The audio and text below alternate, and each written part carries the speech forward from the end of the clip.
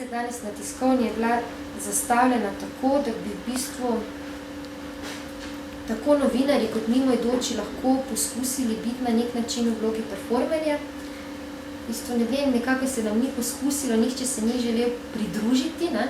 V bistvu smo potem poiskali znance oziroma te ljudi iz plesne scene, ki so bili pripravljeni poskusiti, si zavezati oči in prehoditi celotno Gosposko ulico, se pravi z zavezanimi očmi začeti na Glavnem trgu in do Slovenske ulice iti sam.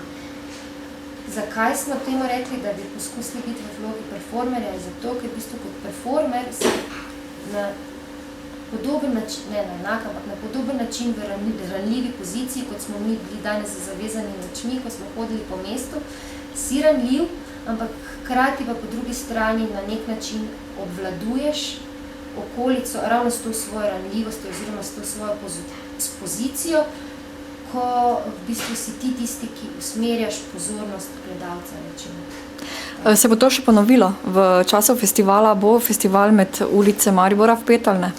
Festival bo vpet med ulice Maribora, ampak ne s ponovitvijo te akcije, čeprav ideja mogoče sploh ni tako slabo, ne?